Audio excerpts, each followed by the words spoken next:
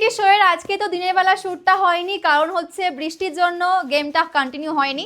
তো এখন সন্ধ্যাবেলায় আমাদের গেম আবার কন্টিনিউ হবে, কিন্তু অন্য একটা, সেই আউটডোর শ্যুটটা আর হবে না। সো আমি আবার রেডি হয়ে গেছি। আজকের আউটফিট হচ্ছে আমার এটা। আমি 3-4টে আউটফিটের পরে আজকে যেহেতু একটু চ্যালেঞ্জেস কিছু হবে, জানি না কি হবে, কিছুই আমাদেরকে আগে থেকে বলছে না, সেই কারণে আমি একটা কমফোর্টেবল পরে নিয়েছি যাতে চ্যালেঞ্জ ব্যালেন্স করা যায়, কিন্তু জুতোটা আমাকে খুলে নিতে হবে, এটা ব্যাপার। আর সবাই একবার আসো। এই যে সবাই মানে ব্ল্যাক অ্যান্ড হোয়াইটই সবাই পরেছে, ড্রেস কোডটাই ব্ল্যাক আর হোয়াইট, সব ব্ল্যাক হোয়াইট। তো আমরা সবাই এরকম টাইপের রেডি হয়েছি। তো আজকে আমাদের ডোম সেশন মনে তো হচ্ছে একটু মনে হচ্ছে আজকে কে উঠবে? আজকে তো কেউ একজন উড়বে, আজকে উড়ে যাবে গাইস, একজনা তো। যাই হোক, আমি উড়তেও পারি, বলা যায় কি। যাই হোক, আমরা থাকলেই হবে।